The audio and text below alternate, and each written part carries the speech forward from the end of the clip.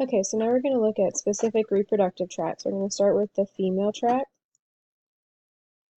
So this is kind of the general overview of the female reproductive tract. We're going to start talking about this with the ovary, and then we're going to go to the infundibulum, the oviduct, the uterus, the cervix, the vagina, and then the vulva. So everything really starts in the ovaries. So the ovaries produce ova, which are also known as eggs, and they're just two kind of oval-shaped organs that are located near the end of the reproductive tract inside the body cavity. And this is why we don't spay female livestock animals, is because their ovaries are inside the body cavity. They're much harder to access than the testes of males. So these are actually ovaries out of a mare, which is a female horse. And the corpora lutea, which is kind of that word that you see there, it's just a fancy word for this is where an egg has been ovulated from. So the infundibulum is this funnel-shaped end of the oviduct, and the oviduct is what directs the egg into the uterus. So the infundibulum is this funnel-shaped end of the oviduct that kind of butts up against the ovary. And when the egg ovulates from the ovary, then the infundibulum then picks up the egg and directs it into the oviduct, and then the oviduct carries it down into the uterus. So the oviduct carries the ovaries, or the doesn't carry the ovaries, it carries the eggs that are from the ovaries. So it carries the eggs from the ovaries down to the uterus. They're also known as fallopian tubes. So if you've heard that term instead of oviduct, it's the same thing. They're these very small tubes they're not necessarily attached to the ovaries, but they're very close to the ovaries. So the egg for a short period of time is kind of like floating in space. They have that funnel-shaped end, which is called the infundibulum.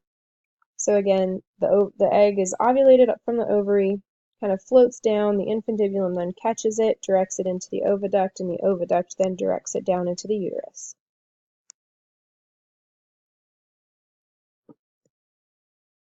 So the uterus is also known as the womb. So this is where the fetus grows and develops. So once the egg is fertilized, it attaches itself to the uterine wall, and it basically just lives in the uterus until it's time for parturition. Typically in an animal, it has a body to it, and then it has two branched horn-shaped attachments that we actually call uterine horns. And if the animal is pregnant, it will obviously have a baby inside of it. And the baby stays there and develops during pregnancy. So this is kind of a comparison of different uterine shapes across different species. So mares, cows, and ewes have this kind of equal parts uterine body and uterine horn shaped uterus. The sow has pretty much all uterine horns. There's not really a uterine body in the sow. And the main reason for this is that mares, cows, and ewes typically only have one baby. Twins are occasional in ewes, but actually if you have a twin with mares, it's actually very dangerous and a lot of times ends up resulting in the death of both babies and mom. So a lot of times if a mare is pregnant with twins, a veterinarian will abort the pregnancy to save the mare's life.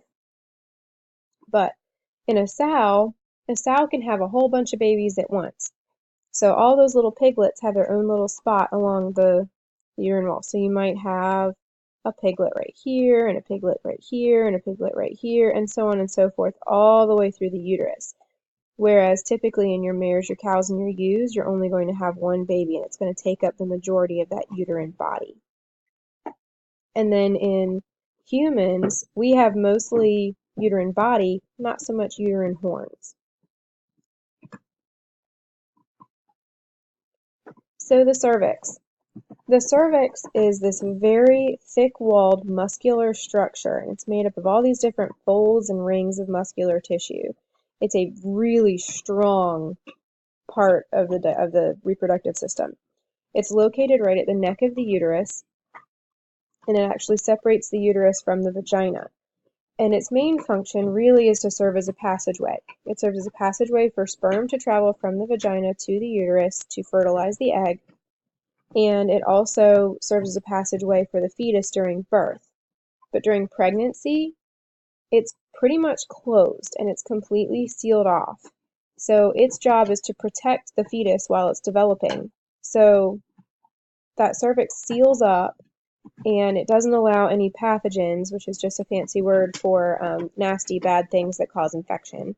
No pathogens can get into the uterus to affect the baby. That's really the main function of the cervix, is to serve as a passageway and also to seal off during pregnancy. So this is the cervix of a bovine or a cow. So here's your uterus on the right side. The cervix is right here. And then this is the vagina, or the beginning of the vagina right here. It's kind of hard to see in the picture, but if you actually look at this in real life, the cervix is actually thicker and actually raised up off the table more so than the vagina or the uterus, and that's because it is so muscular. It almost feels like bone, but it's not, it's just muscle tissue. So the vagina. This really is, the main function of it is to be a passageway. It connects the vulva to the cervix, and it receives the male penis and sperm at breeding. So this is where sperm is deposited in livestock animals, is in the vagina.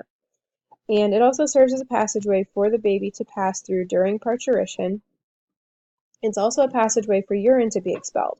So the urethra actually ties into the vagina and urine is expelled that way as well. And last but certainly not least, the vulva. So everyone thinks, common misconception is that the vagina is the external opening. The external opening actually has its own name. It's called the vulva. And this really is just the external opening to both the reproductive and the urinary systems. So because the urethra ties into the vagina, urine is also expelled out of the vulva. It's just an external opening. It's made up of a whole bunch of different folds of skin. That's really it. That's all it is. It's just the external opening. But the external opening is not called the vagina. So this is actually a bovine vulva. So where it says vestibule, that's actually where the urinary tract ties in. I had a student once ask me if it was really this big. And yes, it is really that big. In cattle, everything's just bigger. They're 2,000-pound animals. All right, we'll stop there, and we'll talk about the male reproductive tract in the next video.